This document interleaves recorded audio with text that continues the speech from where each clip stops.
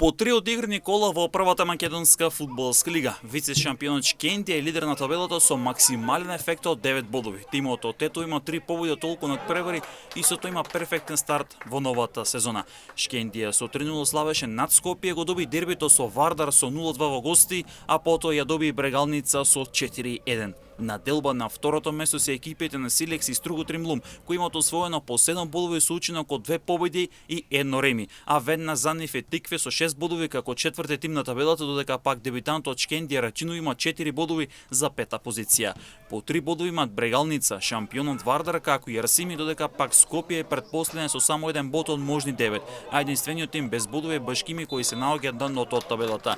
Од аспект на статистиките, Шкендија, Силекс и Струга се единствените екипи кои немаат пораса, пак Скопје и Башкими не се израдувале на победа по првите 3 кола. Убедливо најдобри напади имаат Силекс и Тикве со по 10 постигнати погодоци, а најдобри одбрани имаат Шкендија, Силекс и Струга со по 1 примен гол. Башкими најлошо котира во сите статистики. Тимот од Куманово нема постигнато гол по 3 меча, има примена дури 12 гола.